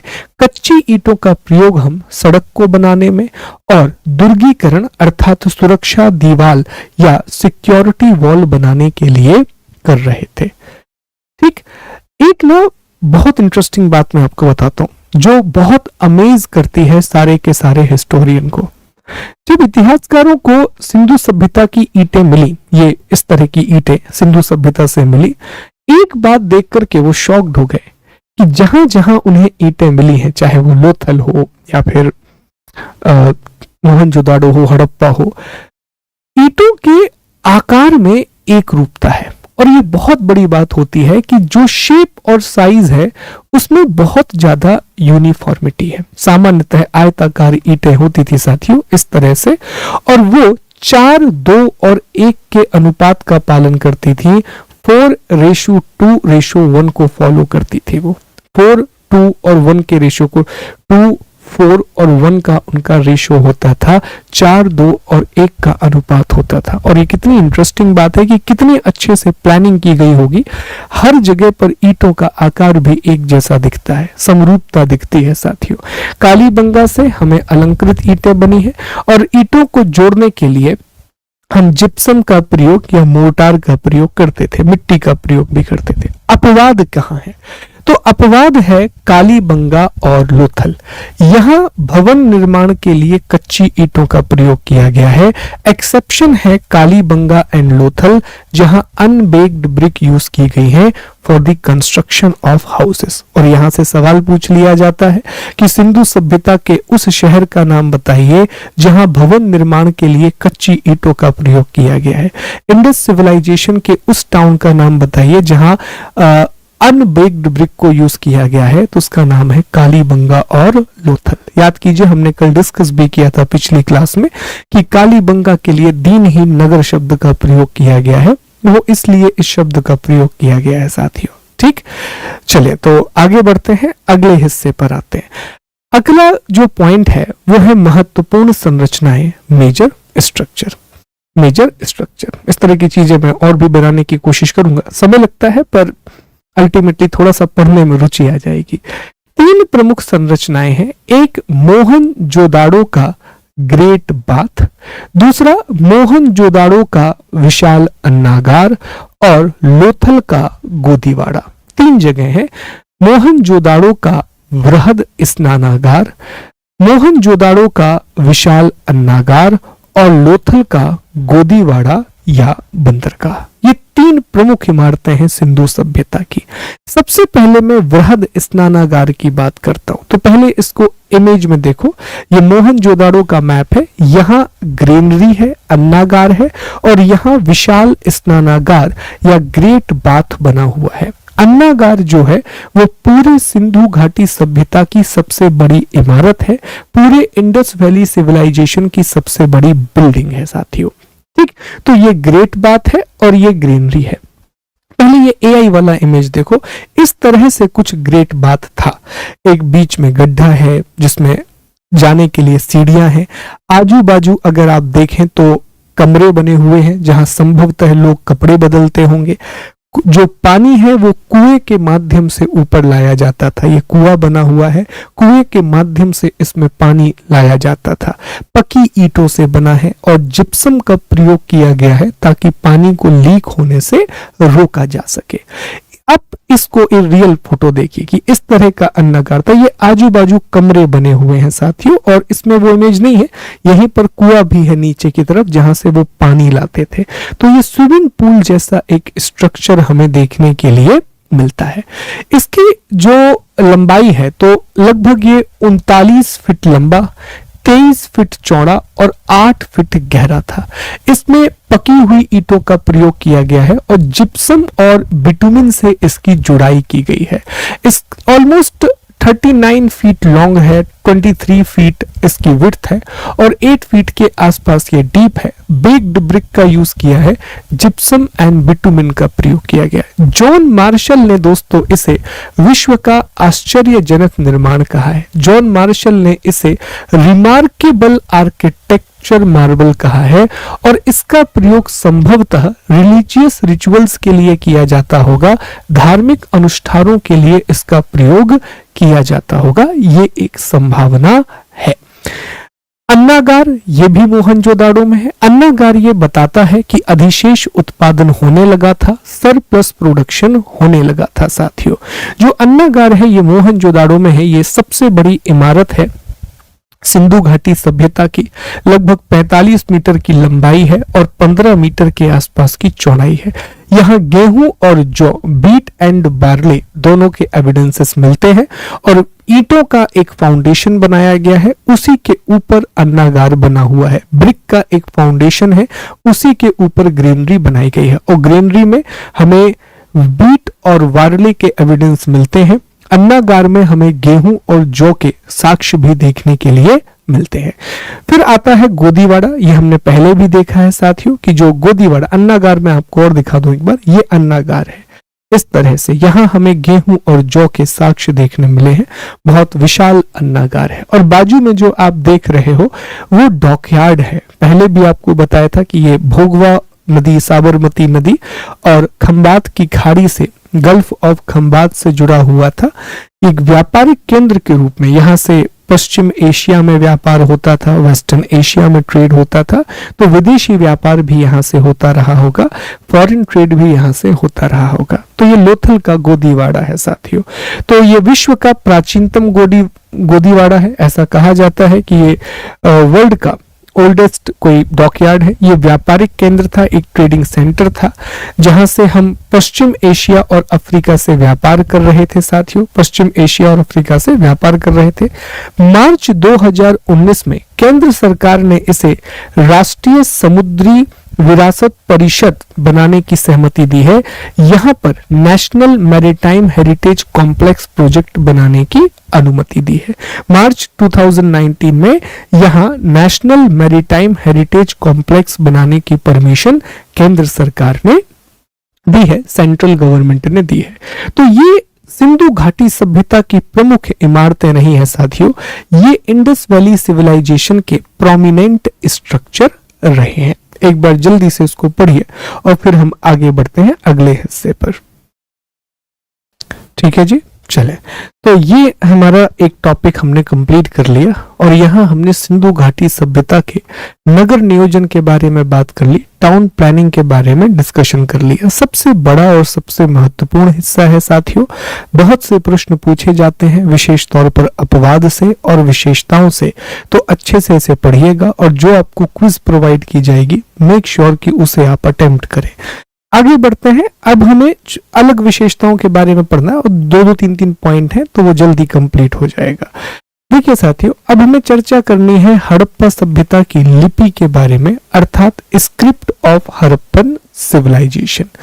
रिसेंटली हड़प्पा सभ्यता की लिपि चर्चा में आ गई क्योंकि ये जो फोटो आप देख रहे हैं ये तमिलनाडु के मुख्यमंत्री हैं M.K. स्टालिन। इन्होंने कहा कि जो भी व्यक्ति सिंधु सभ्यता की लिपि को पढ़ लेगा उसे हम 1 मिलियन अमेरिकी डॉलर का इनाम देंगे। 1 मिलियन में 10 लाख होते हैं साथियों, तो 10 लाख अमेरिकी डॉलर का इनाम मिलेगा। लगभग वो 8 करोड़ के आसपास का मामला हो जाता है। अब सिंधु घाटी सभ्यता के बारे में सबसे पहला पॉइंट जो मैंने पहली क्लास में आपको बताया था कि याद रखना, सिंधु घाटी सभ्यता एक आद्य ऐतिहासिक सभ्यता है, एक प्रोटो हिस्टोरिक सिविलाइजेशन है। कारण यह है कि लिपि उपलब्ध है, स्क्रिप्ट अवेलेबल है, लेकिन हम अब तक उसे पढ़ नहीं पाए हैं, हम अब तक उसे डिसाइफर नहीं कर पाए हैं। यही कारण है कि इस सभ्यता को हम आद्य ऐतिहासिक सभ्यता कहते हैं, एक प्रोटो हिस्टोरिक सिविलाइजेशन कहते हैं। नंबर 1। तो सवाल यह है कि क्या है ऐसा लिपि में जो हम अब तक नहीं पढ़ पाए हैं। देखो, सिंधु घाटी सभ्यता की जो लिपि है, इंडस वैली सिविलाइजेशन की जो स्क्रिप्ट है, वो कुछ इस तरह से दिखाई देती है। इस तरह से सिंधु घाटी सभ्यता की लिपि है, इस तरह से स्क्रिप्ट दिखाई देती है। सिंधु घाटी सभ्यता की जो लिपि है दोस्तों, ये भाव चित्रात्मक लिपि है, अर्थात यह पिक्टोग्राफिक स्क्रिप्ट है जो ब्रूस्टोफैडन शैली में लिखी गई है, which is written in the boustrophedon style. ठीक है, सिंधु घाटी सभ्यता की लिपि कैसी है? भाव चित्रात्मक लिपि है, जहां चित्रों के माध्यम से अपने भाव को बताया गया है। और दूसरा, ये ब्रूस्टोफैडन शैली में लिखी गई है, it is written in the boustrophedon style. Boustrophedon शैली का मतलब होता है कि पहले कोई भी चीज आप लेफ्ट से राइट लिखते हैं, दाएं से बाएं से दाईं ओर लिखते हैं, फिर यहीं से इसी को मिरर इमेज बना के उसको उल्टा करके आप राइट टू लेफ्ट लिखना शुरू करते हैं, तो इसे हम ब्रूस्टोफैडन शैली कहते हैं। तो याद रखना, ये प्रश्न अगर पूछा जाए कि सिंधु सभ्यता की लिपि किस तरह की है, तो भाव चित्रात्मक लिपि जो ब्रूस्टोफैडन शैली में लिखी गई है, पिक्टोग्राफिक स्क्रिप्ट जो कि ब्रूस्टोफैडन स्टाइल में लिखी गई है। याद रखिएगा, बड़ा महत्वपूर्ण बिंदु है साथियों। इसके बाद एक और बात आती है कि कहां पर यह मिलती है, तो सिंधु सभ्यता की लिपि सबसे ज्यादा हमें उनकी मोहरों पर मिली है। हमें बहुत सारी मोहरें मिली हैं, 3000 से ज्यादा मोहरें मिली हैं, और हर मोहर के ऊपरी भाग पर, इस तरह से साथियों, हर मोहर के ऊपरी भाग पर कुछ ना कुछ लिखा हुआ है। तो अगर आपसे यह जानकारी, प्रश्न भी पूछा जाता है कि सिंधु सभ्यता की जानकारी का सबसे प्रमुख पुरातात्विक स्रोत कौन सा है, ध्यान से सुनना, इंडस सिविलाइजेशन की इंफॉर्मेशन का मोस्ट प्रोमिनेंट सोर्स कौन सा है, तो जवाब होगा मोहरें, seal. More than 3000 seal have been found, 3000 से ज्यादा मोहरें हमको मिली हैं, और इन्हीं मोहरों में ये लिपि लिखी हुई है। इसके अलावा हमें पट्टियां मिली हैं, मतलब ऐसी पट्टियां मिली हैं, उनमें भी लिखा हुआ है, कुछ मूर्तियों में भी लिखा हुआ है, पर सबसे ज्यादा जानकारी मोहरों से मिली है। और लिपि में ये क्या करते हैं, लिपि में 3 तरह की चीजों का प्रयोग है। एक तो ये जानवरों के चित्र बनाए हैं इन्होंने, जानवरों के चित्र बनाने के अलावा ज्यामितीय चिन्हों का प्रयोग किया है, जियोमेट्रिक शेप बनाए, कहीं डंडा बनाया है, कहीं एक सर्किल बनाया है, हाफ सर्किल बनाया है। तो इस तरह की चीजों का प्रयोग इन्होंने किया है। लिखा भी हुआ है यहाँ पर कि ये मोहरों पर मिली है, मिट्टी के बर्तनों में मिली है, औजारों में मिली है, और आभूषणों में मिली है। एक और बात, दुनिया में लिपि का आविष्कार करने वाली जो पहली सभ्यता थी वो मेसोपोटामिया की सभ्यता थी। Mesopotamian civilisation was the first civilisation to discover the script. ठीक है, याद रहेगा। तो ये सिंधु सभ्यता की लिपि के बारे में बातें याद रखना। देखो, ये मोहरें हैं, ये सारी की सारी मोहरें हैं साथियों, ये सारी सील्स हैं, अभी हम पढ़ेंगे इनके बारे में। और मोहरों के ऊपरी भाग में आप देखिए, यहां पर लिपि लिखी हुई है, ये हर जगह पर आपको दिखेगा। देखो यहाँ, देखो यहाँ ये लिपि लिखी हुई है, और मोहरों पे अलग अलग जानवर मिले हैं। सबसे ज्यादा एक यूनिकॉर्न है, एक सींग वाला घोड़ा, फिर ये बैल बहुत ज्यादा मिला है, वृषभ बोलते हैं जिसे, हाथी है। ये अलग अलग तरह की चीजें मिलती हैं सिंधु सभ्यता की मोहरों पर। ठीक है, 2 प्रश्न मैं रिपीट करता हूं। सिंधु सभ्यता की लिपि अपठनीय है, Indus script is not deciphered yes. दुनिया में लिपि का आविष्कार करने वाली पहली सभ्यता मेसोपोटामिया थी। Mesopotamia was the first civilisation to discover the script. तीसरा पॉइंट याद रखिएगा कि सिंधु घाटी सभ्यता जो है, इंडस वैली सिविलाइजेशन, इसकी लिपि मोहरों से प्राप्त होती है, मुख्य रूप से जो भाव चित्रात्मक रूप में ब्रूस्टोफैडन शैली में लिखी गई है, जो कि पिक्टोग्राफिक है, और ब्रूस्टोफैडन स्टाइल में इसको लिखा गया है साथियों, ब्रूस्टोफैडन स्टाइल में इसको लिखा गया है। ठीक है, चले आगे बढ़ते हैं। अब हम कृषि और पशुपालन की बात करते हैं। एग्रीकल्चर और एनिमल हस्बेंड्री के बारे में डिस्कस करते हैं।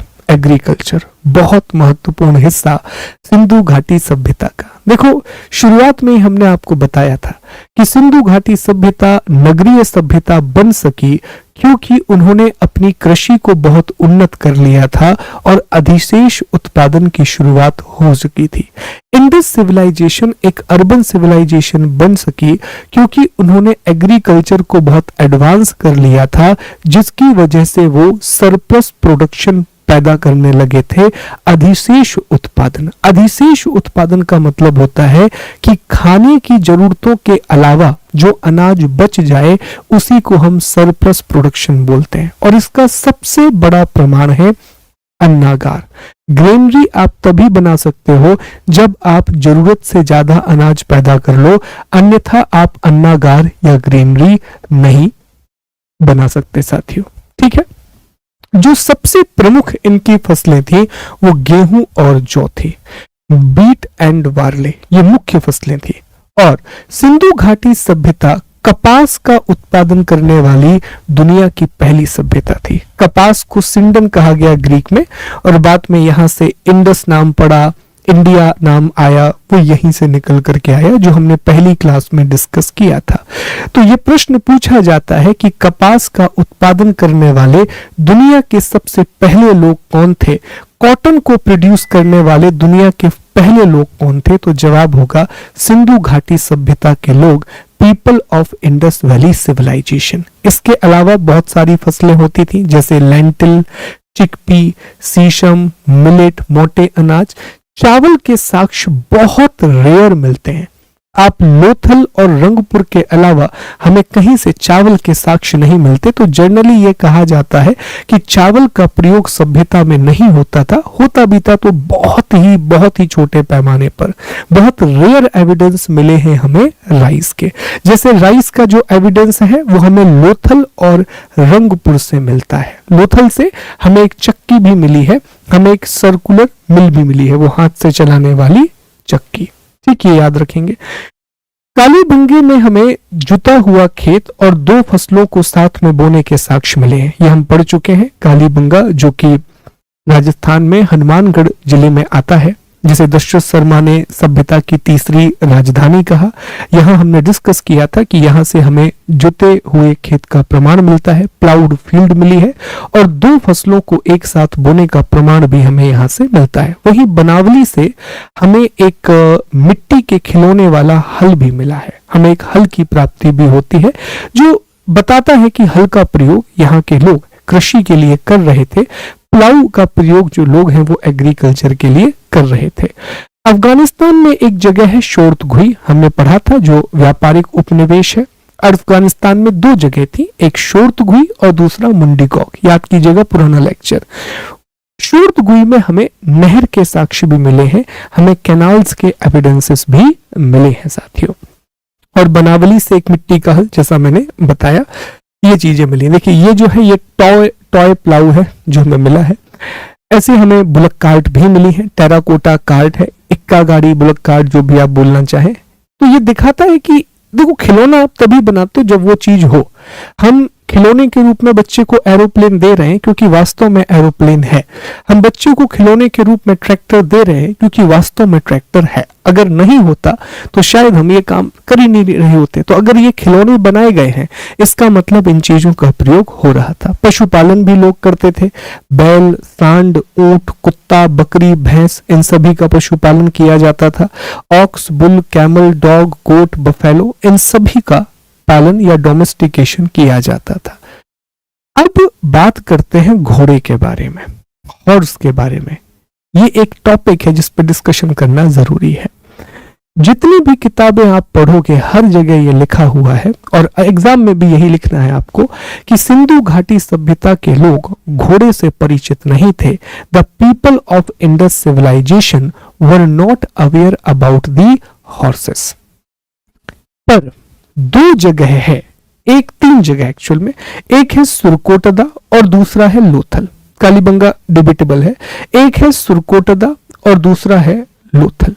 यहां से हमें घोड़े के साक्ष्य मिलते हैं, यहां से हमें हॉर्स के एविडेंसेस मिले हैं।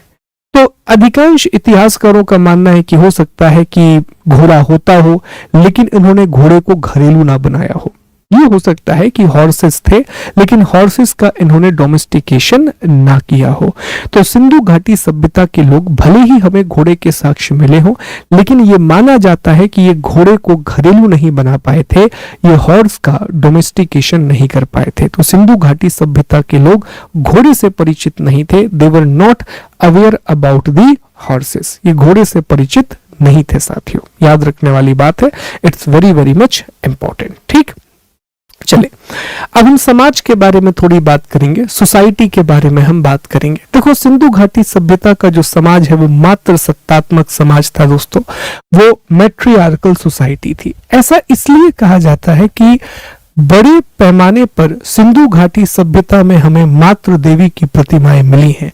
तो ये माना जाता है कि अगर मातृ देवी की प्रतिमाएं मिली हैं, मतलब स्त्रियों को एक सम्मान की दृष्टि से, पूजनीय दृष्टि से देखा जाता रहा होगा, और स्त्री जो है उनका निर्णय निर्धारण में भी भागीदारी रही होगी, वुमेन्स की डिसीजन मेकिंग में भी पार्टिसिपेशन रहा होगा। बहुत सी मोहरें हमें मिली हैं जिसमें स्त्रियों का अंकन किया गया है। एग्जाम्पल के लिए हड़प्पा से हमें एक मोहर मिलती है, हड़प्पा से हमें एक सील मिलती है जिसमें एक स्त्री के पेट से पेड़ निकलते हुए दिखाया गया है साथियों। तो ये भी पवित्रता को दर्शाता है कि महिलाओं को शायद सम्मानजनक दर्जा प्राप्त था। जो वुमेन है उन्हें एक बहुत ही अच्छा स्ट्रक्चर या दर्जा समाज में मिला हुआ था। तो ये सवाल पूछा जाता है कि सिंधु सभ्यता का समाज कैसा था। तो जो इंडस वैली सिविलाइजेशन की सोसाइटी है वो मात्र सत्तात्मक थी, वो मैट्रियार्कल सोसाइटी थी। स्त्री और पुरुष दोनों ही आभूषण पहना करते थे। मेल एंड फीमेल दोनों ही ऑर्नामेंट्स का उपयोग करते थे। विशेष रूप से सोने, चांदी, शंख और हाथी दांत के आभूषण वो पहनते थे, गोल्ड, सिल्वर, और सबसे ज्यादा फेमस था शेल और आइवरी। शेल और आइवरी सबसे ज्यादा फेमस था। ठीक है, इनका प्रयोग वो बड़े पैमाने पर करते थे साथियों।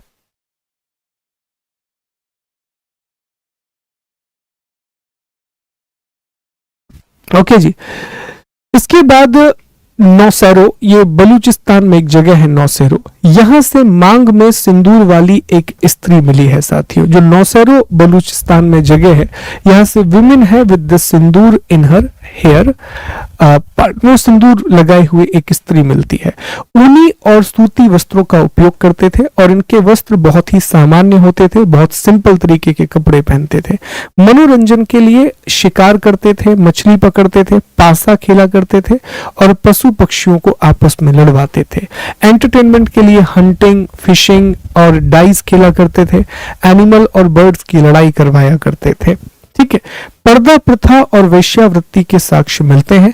एविडेंस ऑफ पर्दा सिस्टम एंड प्रोस्टिट्यूशन भी मिलता है। शवों को दफनाने के दो तरीके थे।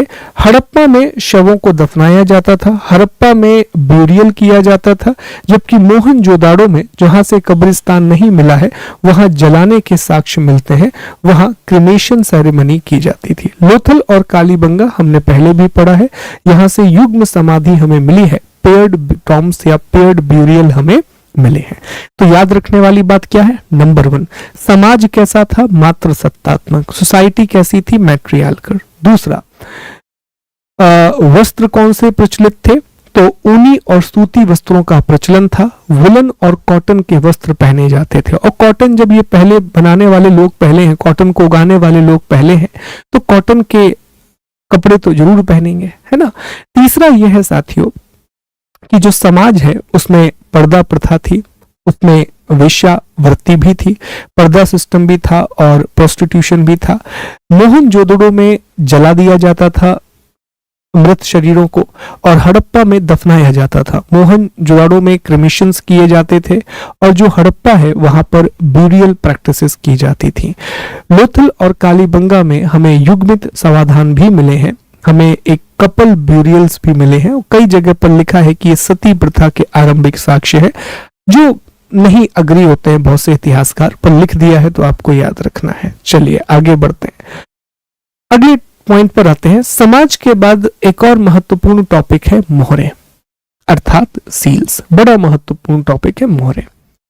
मोहर और मुद्रा दोनों में अंतर होता है। सील और करेंसी दोनों में बहुत बड़ा डिफरेंस होता है साथियों। जो मोहरें होती हैं इनका प्रयोग मुख्य रूप से हम पहचान पत्र के रूप में करते हैं, एक आइडेंटिफिकेशन के रूप में करते हैं।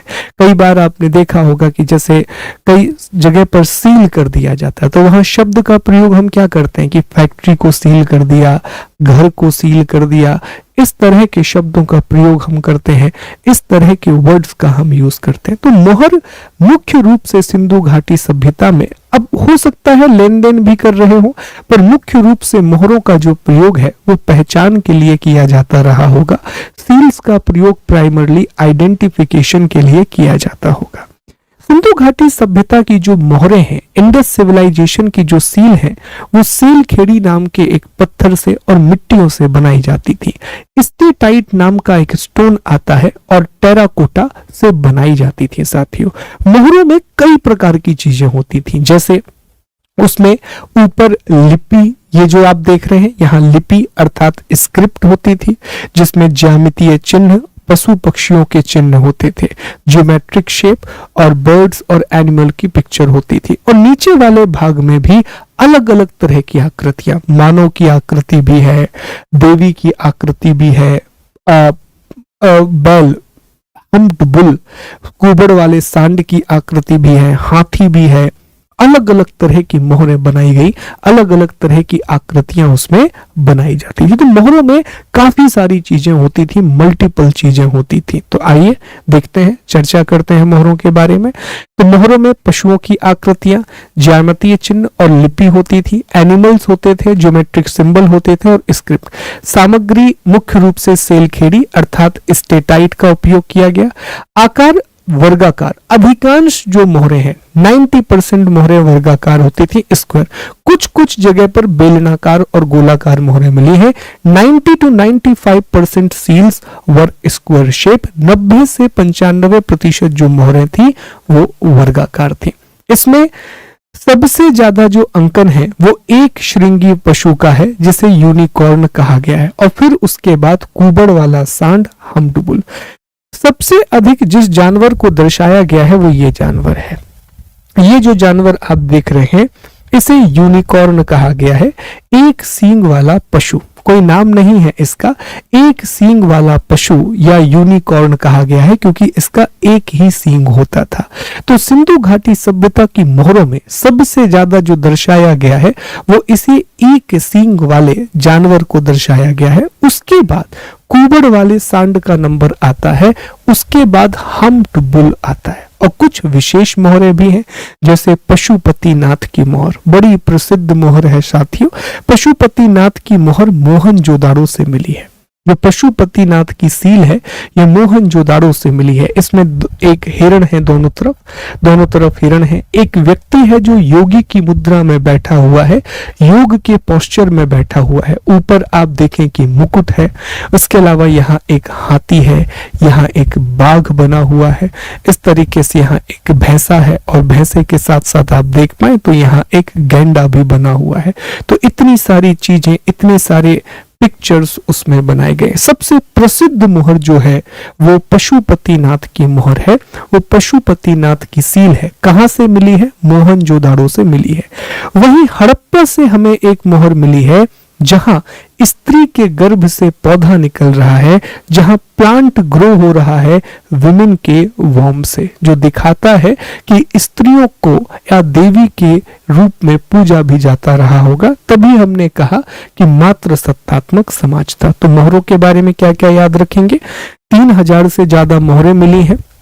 सेल खेड़ी स्टेटाइट पर अधिकांश मोहरें बनाई गई। मोहरों में ही लिपि होती थी, ज्यामितीय चिन्ह होते थे और पशुओं के चिन्ह होते थे। जनरली जो मोहरें हैं उसमें स्क्रिप्ट होती थी, जियोमेट्रिक सिंबल होते थे, एनिमल्स होते थे और कई कई जगह पर देवी या विशेष मानवों को दर्शाया गया है। वुमेन्स को रिप्रेजेंट किया गया है और मेल्स को भी रिप्रेजेंट किया गया है। प्रमुख मोहरों में 2 मोहरें बहुत इंपॉर्टेंट है। हड़प्पा से मिलने वाली एक मोहर जिसमें देवी के पेट से पौधा निकलते हुए दिखाया जा रहा है, और दूसरा मोहनजोदाड़ो से मिलने वाली पशुपतिनाथ की मोहर, Pashupatinath seal found from the Mohenjodaro. ये दो प्रमुख मोहरें हैं that you need to remember. फिर है आते हैं धार्मिक विश्वास, रिलीजियस बिलीफ। सिंधु घाटी सभ्यता के बारे में ये वाला पॉइंट प्लीज याद रखना, ये बहुत इंपॉर्टेंट है कि ये सभ्यता लौकिक थी, कुछ मात्रा में धार्मिक तत्व उपस्थित थे। सिविलाइजेशन ज्यादा वर्ल्डली थी, बट कुछ मात्रा में रिलीजियस एलिमेंट प्रेजेंट थे। ध्यान से इस बात को समझना।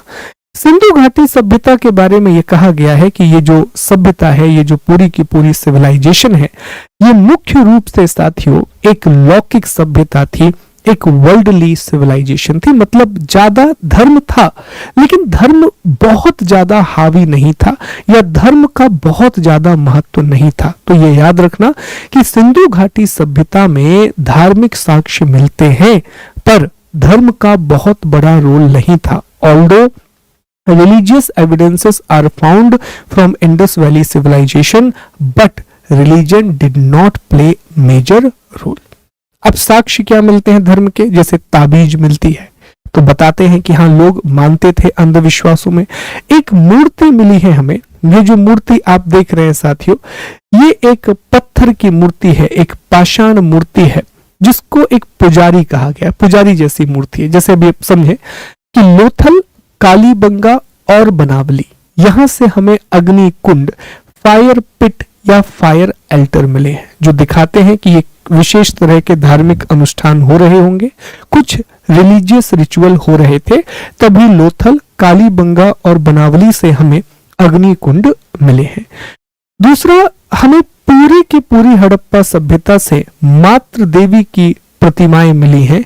हमें मदर गॉडेस, ये जो आप देख रहे हैं, ये पूरी हड़प्पा सभ्यता से हमें मातृ देवी की ऐसी प्रतिमाएं मिलती हैं, मदर गॉडेस की हमें प्रतिमाएं मिलती हैं। पीपल के पेड़ और कुबड़ वाले सांड की पूजा भी की जाती थी।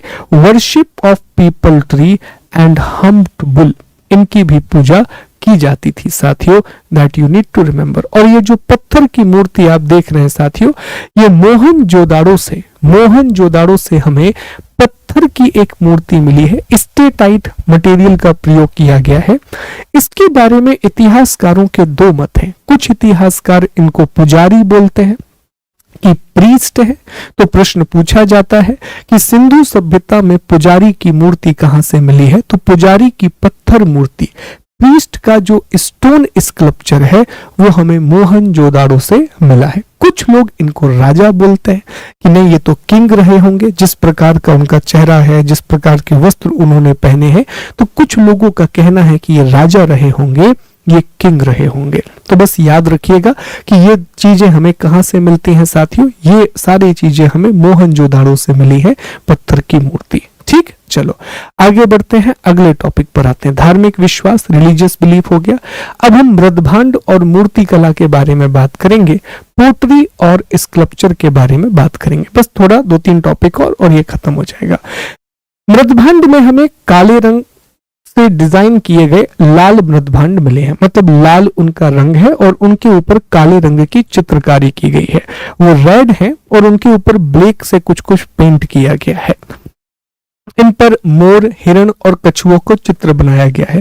पीकॉक, डियर और टॉर्टॉइस के अलग अलग पेंट बनाए गए हैं। तो ऐसे मान लीजिए कि जैसे मान लीजिए ये मटका है, ये पूरा का पूरा जो मटका है ये लाल रंग का है, रेड है, उसके ऊपर ब्लैक से कुछ कुछ तो हमने बना दिया है। कहीं मोर बना दिया है, कहीं हिरण बना दिया है, कहीं कछुआ बना दिया। अभी कछुआ इमेजिन कर लेना कि इस तरह से हमने कछुआ बना दिया है, तो अलग अलग चिन्ह हमने बना दिए हैं। मूर्ति कला 3 तरह की मूर्तियां बनाते थे। पत्थर की मूर्तियां अर्थात पाषाण, जिसे हम स्टोन कहते हैं। साथ में ये बनाते थे कांस्य की मूर्तियां, ब्रॉन्ज आइडल्स भी इन्होंने बहुत बनाई है। और तीसरा मिट्टी की मूर्तियां अर्थात टेराकोटा। तो 3 तरह के मटेरियल का इस्तेमाल इन्होंने किया है। पर तांबे की भी बनाई है, कॉपर की भी मूर्तियां इन्होंने बनाई है। कॉपर तो पत्थर, तांबा, कांसा और मिट्टी, स्टोन, ब्रॉन्ज, टेराकोटा और कॉपर, ये सारी मूर्तियां इन्होंने बनाई हैं, ये सारे स्कल्पचर्स इन्होंने बनाए हैं। देखिए, जो धातु की मूर्ति है अर्थात कांस्य और तांबे की मूर्ति, ब्रॉन्ज और कॉपर का आइडल बनाने के लिए इन्होंने जिस तकनीक का प्रयोग किया है उसे कहा जाता है लॉस्ट वैक्स टेक्निक, उसे मधुछिष्ट विधि कहा जाता है, लॉस्ट वैक्स टेक्निक कहा जाता है। क्या होती है जानने की जरूरत नहीं है। एक सांचा बनाया जाता है मोम का प्रयोग करके और उस सांचे में फिर धातु को डाल दिया जाता है और मूर्ति बन करके तैयार हो जाती है। देखो, सिंधु घाटी सभ्यता में जो मूर्तियां हमें मिली हैं, जैसे यहां से मैं आपको कुछ मूर्तियां दिखाऊं तो आप देखें कि कोई भी मूर्ति बहुत ज्यादा, कैसे बताएं, कि परिष्कृत नहीं है, बहुत ज्यादा आपको ऐसा नहीं दिखेगा कि फ्लॉलेस बनी हुई है। तो ये भारत में मूर्ति कला के आरंभिक चरण को दिखाता है। ये इंडिया में स्कल्पचर आर्ट के बहुत अर्ली फेजेस को रिप्रेजेंट करता है। यहाँ की मूर्तियां आपको बहुत फाइन नहीं मिलेंगी, बहुत फिनिश्ड नहीं मिलेंगी। ये आरंभिक चरण को दिखा रहा है। आपको बहुत कमियां दिखेंगी कि कभी नाक अच्छे से नहीं बनी है, ऐसी आंखों को ऐसे अलग से रख सा दिया गया है, बहुत प्रिसीजन नहीं है। इस मूर्ति में फिर भी प्रिसीजन है, बाकी मूर्तियों में आपको वो प्रिसीजन देखने के लिए नहीं मिलेगा। ये इसलिए मैंने बता दिया कि स्टेटमेंट के तौर पर कई बार यह बात आ जाती है, तो आपको याद रखना है। प्रमुख मूर्तियों में मोहनजोदाड़ो से हमें ब्रॉन्ज डांसिंग गर्ल मिली है, नर्तकी की कांस्य मूर्ति जो अभी आपने देखी। इसी के साथ साथ हमें एक संयुक्त पशु मूर्ति मिली है जिसमें शरीर भेड़ का है और सर हाथी का लगा हुआ है। पुजारी की मूर्ति मिली है। तो ये जो मूर्ति है ये ब्रॉन्ज आइडल है, यह अभी दिल्ली में रखा हुआ है साथियों, राष्ट्रीय संग्रहालय में। ये कांस्य मूर्ति है, ये ब्रॉन्ज आइडल है जो आप देख रहे हैं, ये मोहनजोदाड़ो से मिली है। पत्थर की पुजारी मूर्ति, स्टोन का जो प्रीस्ट का आइडल है वो भी हमें मोहनजोदाड़ो से ही मिला है। मातृ देवी की प्रतिमाएं हमें पूरी सभ्यता से मिलती हैं, पूरी की पूरी सिविलाइजेशन से हमें मदर गॉडेस के अलग अलग प्रमाण देखने के लिए मिलते हैं दोस्तों। इसमें आप देखें कि हड़प्पा से हमें एक हेडलेस ह्यूमन मिला है, बिना सर का मानव मिला है। लोथल से हमें एक कुत्ते की मूर्ति मिली है और चन्हूदाड़ो से हमें बैलगाड़ी की फोटो मिली है। बुलक कार्ट की फोटो नहीं, माफ कीजिए, बैलगाड़ी की हमें मूर्ति मिली है। बुलक कार्ट का हमें एक पूरा का पूरा वो स्कल्पचर देखने के लिए मिलता है। ध्यान से एक बार इसको पढ़िए, बड़ा महत्वपूर्ण है साथियों। मैं रिकॉल भी करा देता हूं सारी चीजें। चलिए दोस्तों आगे बढ़ेंगे। अब दो हिस्से हमारे और बचे हैं। एक है हड़प्पा सभ्यता की अर्थव्यवस्था अर्थात इकोनॉमी किस प्रकार की थी। तो ये तो हम डिस्कस पहले ही कर चुके हैं कि सभ्यता में व्यापार और वाणिज्य बहुत विकसित अवस्था में था। जो ट्रेड एंड कॉमर्स है वो बहुत ही ज्यादा एडवांस हो चुका था। सभ्यता आंतरिक और बाह्य दोनों प्रकार का व्यापार करती थी। इंटरनल और एक्सटर्नल दोनों तरह का ट्रेड होता था। आंतरिक और बाह्य व्यापार का मतलब ये है कि जैसे मान लीजिए कि ये हड़प्पा है, ये मोहनजोदाड़ो है, यहाँ राखीगढ़ी है और ये मेसोपोटामिया की सभ्यता है। ये मेसोपोटामिया की सभ्यता है। जैसा मैंने कहा कि हड़प्पा, मोहनजोदाड़ो और राखीगढ़ी, तो एक तो ये आपस में व्यापार करते थे, एक दूसरे के साथ ये ट्रेड कर रहे थे, इसे हम इंटरनल ट्रेड बोलते हैं। और साथ में ये मेसोपोटामिया के साथ भी व्यापार कर रहे थे। इनका सबसे ज्यादा जो विदेशी व्यापार है वो मेसोपोटामिया के साथ ही होता था। जो इनका हाईएस्ट फॉरेन ट्रेड है, जो सबसे अधिक विदेशी व्यापार है, वो मेसोपोटामिया के साथ ही होता था। मेसोपोटामिया के अभिलेखों में सिंधु घाटी सभ्यता के लिए मेलुहा का प्रयोग किया गया है। इनकी मोहरें सिंधु घाटी सभ्यता में और सिंधु घाटी सभ्यता की मोहरें मेसोपोटामिया की सभ्यता में मिली हैं। और एक बात और, सिंधु घाटी सभ्यता का जितना भी विदेशी व्यापार था ये हमेशा सरप्लस में ही था। ये हमेशा व्यापार आधिक्य में ही रहते थे। व्यापार आधिक्य का मतलब है कि ये निर्यात अधिक करते थे और आयात इनका कम था। इनका जो निर्यात है वो इनके आयात से बहुत अधिक था। इनका जो एक्सपोर्ट है साथियों, it was always greater than import. इनका जो एक्सपोर्ट है it was always greater than import. ठीक है, आइए समझते हैं। तो यहाँ लिखा हुआ है कि उन्नत आंतरिक और बाह्य व्यापार था, एडवांस इंटरनल और एक्सटर्नल ट्रेड था। सबसे अधिक व्यापार ये मेसोपोटामिया के साथ किया करते थे, जिनका मैक्सिमम ट्रेड है वो मेसोपोटामिया के साथ था। वस्तु विनिमय प्रणाली का प्रचलन था, मुद्रा व्यवस्था की शुरुआत नहीं हुई थी, पूरी जगह पर बार्टर सिस्टम ही प्रयुक्त करते थे। वस्तु विनिमय प्रणाली का प्रयोग भी किया जाता था, मुद्रा व्यवस्था की शुरुआत नहीं हुई थी साथियों, याद रखिएगा। लोथल और मोहनजोदाड़ो से हमें हाथी दांत का तराजू मिला है, एक आइवरी स्केल मिली है हमें लोथल और मोहनजोदाड़ो से, आइवरी स्केल अर्थात हाथी दांत का तराजू। देखो दो चीजें हैं, मापन प्रणाली इन्होंने बहुत अच्छे से विकसित कर ली थी, जो वेट एंड मेजरमेंट है वो अच्छे तरीके से विकसित था। जैसे हमें तराजू भी मिला है, हमें अभी हमने पढ़ा कि लोथल और मोहनजोदाड़ो से हमें हाथी दांत का बना हुआ तराजू एक मिला है, लोथल से भी मिला है, मोहनजोदाड़ो से भी मिला है। ये बांटों का प्रयोग भी करते थे, वेट का उपयोग भी करते थे, और जनरली वो 16 के गुणांक में होते थे। जैसे अभी हम 10 के गुणांक में बांट का प्रयोग करते हैं, ये 16 के गुणांक में बांट का प्रयोग करते थे, 16, 32, 48 इस रूप में प्रयोग करते थे। घन आकार के इनके बांट होते थे, क्यूब तरीक शेप में इनके वेट होते थे। इनका जो दिलमन बहरीन से भी इनका व्यापार था और मकरान से भी इनका व्यापार था। बहरीन के लिए दुलमुन शब्द का प्रयोग किया गया है और मकरान के लिए मगन शब्द का प्रयोग किया गया है।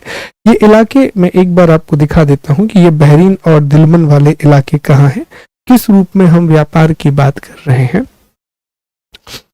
देखें, जैसे ये अगर वर्ल्ड मैप में आप चीजों को समझने की कोशिश करेंगे साथियों, आपको बहुत अच्छे से समझ में आएगा कि इन पर्टिकुलर एरियाज की हम बात कर रहे हैं। ये तो पूरा इलाका मेसोपोटामिया का इलाका हो गया। जो इराक वाला इलाका है, यहाँ इराक वाला जो इलाका है साथियों, ये मेसोपोटामिया वाला इलाका हो गया। यहाँ जो बहरीन है, ये है बहरीन। तो बहरीन के लिए दिलुमन शब्द का प्रयोग किया गया है, दिलुमन। और ये मकरान तट है साथियों, this is the Makran coast, ये पाकिस्तान वाले रीजन में। और ये ऊपर वाला जो इलाका है, ईरान इराक वाला इलाका, यहाँ आप देख पाए, यहाँ पर मुख्य रूप से मेसोपोटामिया की सभ्यता थी। तो इनके साथ इनका व्यापार हो रहा था, इनके साथ इनका ट्रेड हो रहा था, ये याद रखेंगे। सबसे प्रमुख जो उद्योग था वो वस्त्र उद्योग था। सबसे अधिक जो इनकी आय होती थी वो टेक्सटाइल इंडस्ट्री से होती थी। और बट नेचुरल सी बात भी है, कपास को उगाने वाले ये सबसे पहले लोग थे। सिंडन को प्रयोग करने वाले, कॉटन का प्रोडक्शन करने वाले या कल्टीवेशन करने वाले, ये सबसे पहले लोग थे। तो यहाँ सूती और ऊनी वस्त्रों का अच्छा व्यापार होता था, विशेष रूप से सूती वस्त्रों का बहुत अच्छा व्यापार था। टेक्सटाइल या कॉटन टेक्सटाइल बहुत अच्छा यहाँ ग्रो हुआ था साथियों। उसके अलावा मनके बनाने के कारखाने जो हमें लोथल और चन्हूदड़ों से मिले हैं, बीड इंडस्ट्री, और सीप उद्योग जिसका प्रमाण हमें लोथल और बालाकोट से मिलता है। सीपियां होती हैं, समुद्र में मिलती हैं, उनका प्रयोग करके आभूषण बनाए जाते थे, उनका प्रयोग करके ये अलग अलग तरीके के ऑर्नामेंट बनाते थे साथियों। ठीक, और ये हमने डिस्कस किया था कि लोथल और चन्हूदड़ो दोनों से हमें मनके बनाने का कारखाना मिला है, दोनों से ही हमें बीड मेकिंग फैक्ट्रीज मिली है। एक और छोटा सा बात है कि एक लिस्ट है कि कहां से कौन सी चीज मंगाई जाती थी। तो जनरली जो तांबा है, कॉपर है, ये तांबा राजस्थान के खेतड़ी वाले इलाके से मंगा रहे थे। लाजवर्द नाम का एक पत्थर होता है, ये अफगानिस्तान से आ रहा था। टिन मुख्य रूप से ईरान और अफगानिस्तान से आ रहा था। चांदी राजस्थान की जावर और अजमेर की खदानों से प्राप्त होती थी। सीसा ये ईरान से मंगाते थे। शिलाजित हिमालय से मिलता था। गोमेद पत्थर जो है ये गुजरात से आता था, और गोल्ड जो है वो मोस्ट प्रोबेबली कर्नाटक से आता होगा। तो ये मैच द कॉलम के रूप में पूछा जाता है। विशेष तौर पर वो चांदी के बारे में पूछते हैं, तो चांदी हमें राजस्थान से मिली है। सोना दक्षिण भारत से, कर्नाटक से आता रहा होगा। लाजवर्द जो पत्थर है ये अफगानिस्तान से आता था। टिन ईरान और अफगानिस्तान से ये बुलाते थे और गोमेद पत्थर जो है ये गुजरात से आता था। तो मैच द कॉलम के रूप में कई बार ये चीजें पूछ ली जाती है, इंग्लिश में भी लिखा है तो परेशान नहीं होना है सारी चीजें। तो ये मैच द कॉलम में पूछ लिया जाता है कि कहां से कौन सी चीज इंपोर्ट की जाती थी, याद रखेंगे। चले तो अब हम आखिरी हिस्से पर आते हैं। सिंधु सभ्यता के पतन की कहानी को हमें डिस्कस करना है कि इंडस सिविलाइजेशन का डिक्लाइन कैसे हुआ, इतनी बड़ी सभ्यता का पतन कैसे हो गया, इतनी बड़ी सिविलाइजेशन का डिक्लाइन कैसे हो गया। तो इसके पतन के पीछे की बहुत सारी वजह हैं और हर एक इतिहासकार ने अपनी अलग अलग वजह दी है। लेकिन आगे बढ़ने से पहले मैं आपको वास्तविक कारण बता देता हूं। इतनी बड़ी सभ्यता के पतन होने का मतलब यह नहीं था कि यहां रहने वाले लोगों की मृत्यु हो गई। यहां पर जो लोग रह रहे थे, कुछ कारणों की वजह से उन्होंने शहरों को खाली कर दिया और शहर को खाली कर करके वो अलग अलग जगहों पर चले गए। तो जब हम पतन की बात करते हैं तो हम ये डिस्कस करना चाह रहे हैं कि शहरों का पतन कैसे हो गया, अर्बन सेंटर कैसे खत्म हो गए। कोई भी शहर तभी खत्म होगा जब व्यापार खत्म हो जाएगा। शहरों में व्यापार होता है, अगर व्यापार खत्म हो गया तो शहर अपने आप खत्म हो जाएंगे। तो ये माना जाता है कि कुछ ऐसी परिस्थितियां उत्पन्न हुई जिनसे पहले कृषि का उत्पादन कम हुआ, एग्रीकल्चर का प्रोडक्शन कम हुआ, जिसका सीधा सीधा प्रभाव व्यापार पर पड़ा। व्यापार खत्म हो गया और व्यापार खत्म होने की वजह से, जो ट्रेड डेफिसिट होने की वजह से अल्टीमेटली शहर खत्म हो गए, अर्बन सेंटर खत्म हो गए। अलग अलग इतिहासकारों ने अलग अलग बातें कही हैं, यहीं से प्रश्न भी बनेंगे, लेकिन मैं आपको वास्तविक बात बताता हूं। रिसेंटली आईआईटी खड़गपुर ने एक स्टडी की। आईआईटी खड़गपुर ने एक स्टडी की और आईआईटी खड़गपुर ने अपनी स्टडी में यह पाया है, जलवायु का अध्ययन करने के बाद, कि इस क्षेत्र में 900 सालों का एक बहुत लंबा सूखा पड़ा था। 900 ईयर का एक बहुत ही लंबा ड्रॉट आया था। 900 सालों तक यहाँ बारिश बहुत कम हुई और उस बारिश की कमी ने, बहुत लंबा पीरियड होता है 900 सालों का पीरियड, इस वजह से जब बारिश कम होने लगी, मिट्टी में नमी खत्म होने लगी, जल स्रोत सूखने लगे, तो लोगों के पास पलायन करने के अलावा और कोई विकल्प नहीं था। लोगों के पास माइग्रेशन के अलावा और कोई भी विकल्प नहीं था। तो सिंधु सभ्यता के पतन का जो सबसे बड़ा कारण है वो पर्यावरणीय कारण है, अर्थात वो इन्वायरमेंटल रीजंस है। इन्वायरमेंटल रीजंस है जिसके तहत जलवायु परिवर्तन भी आता है, जिसके तहत क्लाइमेट चेंज भी आता है। अलग अलग वैज्ञानिकों का और इतिहासकारों का मानना है कि सिंधु सभ्यता भौतिकवादी सभ्यता थी, एक मटीरियलिस्टिक सोसाइटी थी। ऑल्दो वो हर चीज अपनी उपयोगिता के हिसाब से ही उन्होंने बनाई है, लेकिन कृषि का विस्तार हुआ, बेतहाशा जंगलों को काटा गया, जिससे मरुस्थलीकरण बढ़ा, डेजर्टिफिकेशन बढ़ा।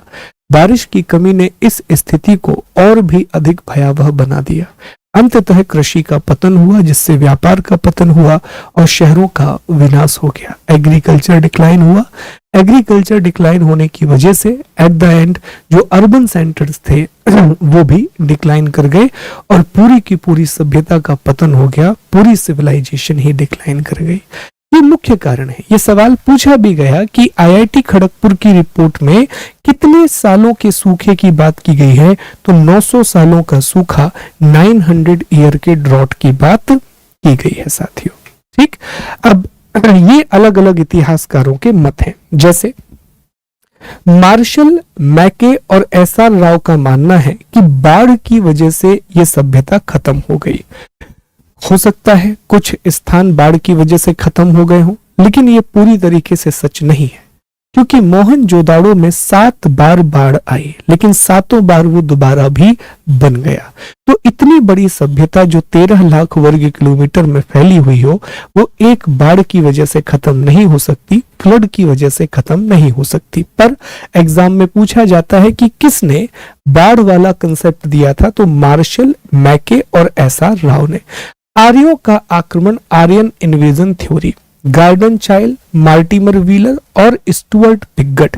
गार्डन चाइल्ड, मार्टिमर व्हीलर और स्टुअर्ट पिगट ने यह कहा कि आर्यों के आक्रमण की वजह से, आर्यों के इन्वेजन की वजह से यह सभ्यता खत्म हो गई। पर यह बात भी सही प्रतीत नहीं होती, क्योंकि दोनों सभ्यताओं के बीच में लगभग आप देखेंगे तो 1000 से 500 सालों का एक अंतर है। बहुत लंबा अंतर देखने के लिए मिलता है साथियों।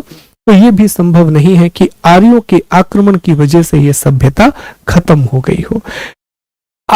आरएल स्टीन और अमलानंद घोष ने कहा है कि जलवायु परिवर्तन की वजह से सभ्यता खत्म हो गई। बहुत सही भी है अमलानंद घोष ने। फिर जियोलॉजिकल चेंजेस की वजह से, भू तात्विक परिवर्तनों की वजह से सभ्यता खत्म हो गई, ऐसा एमआर साहनी ने कहा है, लैम्ब्रिक ने कहा है और डेल्स ने कहा है। लैम्ब्रिक ने मलेरिया वाली बात भी बताई है कि महामारी फैल गई थी, तो महामारी से, क्योंकि मलेरिया के साक्ष्य मिले हैं हमें। यहां पर यह कहा गया कि भूकंप आने की वजह से या प्लेटों के टकराव की वजह से यह सभ्यता खत्म हो गई। पर वही बात है कि भूकंप से एक आध शहर खत्म हो सकता है, पूरे शहर खत्म नहीं हो सकते। तो लैम्ब्रिक, डेल्स और साहनी के ये मत है। महामारी का जो मत दिया है वो कनेडी ने दिया है। कनेडी ने महामारी का मत दिया है, याद रखना। पैंडेमिक की बात कनेडी ने की है और पर्यावरण परिवर्तन की बात दिमित्री एव नाम के पुरातत्वविद ने की है। तो ये विशेष तौर पर ध्यान रखने वाली बातें हैं। मैच द कॉलम के रूप में ये चीजें पूछ ली जाती है। पर सबसे बड़ा कारण अगर आपसे कोई कहे कि सिंधु घाटी सभ्यता का पतन क्यों हो गया, तो इसका सबसे प्रमुख कारण था जलवायु परिवर्तन या पर्यावरणीय असंतुलन, जिसकी वजह से इस क्षेत्र में 900 सालों का एक लंबा सूखा पड़ा और इतनी विशालकाय सभ्यता, दुनिया की सबसे विकसित शहरी सभ्यता का पतन हो गया साथियों। तो वही थ्योरी है कि जो दुनिया में आया है कितना भी अच्छा हो, वो एक ना एक दिन तो खत्म होना ही है। तो साथियों, इसी के साथ हमारा ये इतिहास का मेरा पर्सनल फेवरेट और सबसे इंटरेस्टिंग चैप्टर सिंधु घाटी सभ्यता का चैप्टर समाप्त होता है। मुझे उम्मीद है कि हर एक बिंदु अब आपके दिमाग में क्लियर होगा, एक कॉन्फिडेंस भी इंक्रीज होगा। जितने ज्यादा बार आप पढ़ेंगे, जितने ज्यादा आप प्रश्नों को लगाएंगे, देखो ना आपको नोट्स बनाना है, कुछ भी नहीं करना है, नोट्स बनाने की जरूरत ही नहीं है। आप बहुत अच्छे से पीडीएफ पढ़ो, अगर समय है तो बना लो, आपके ऊपर है। लेकिन जितनी ज्यादा बार आप पीडीएफ पढ़ोगे, लेक्चर कम से कम 2 बार देखोगे सुनने के बाद, और एमसीक्यू 2 से 3 बार लगाओ। जैसे जितने लोग क्विजेस लगा रहे हैं ऐप में, वो 2-3 बार क्विज लगाया करो। एक बार आज लगा ली, 1-2 हफ्ते के बाद। साथियों, आपका काम सिर्फ इतना है कि लेक्चर देखो, पीडीएफ पढ़ो, एमसीक्यू लगाओ, रिवीजन करो। इसके अलावा और कुछ करने की जरूरत नहीं है। विश्वास मानिए, यहाँ से बाहर 80% सवाल आप किसी भी एग्जाम में बैठ जाइए, आपको यहीं से मिलेंगे। ठीक, बहुत मेहनत कर रहे हैं और आप लोगों का सपोर्ट भी मिल रहा है। ऐसे सपोर्ट करते रहे। आपके कमेंट हैं जो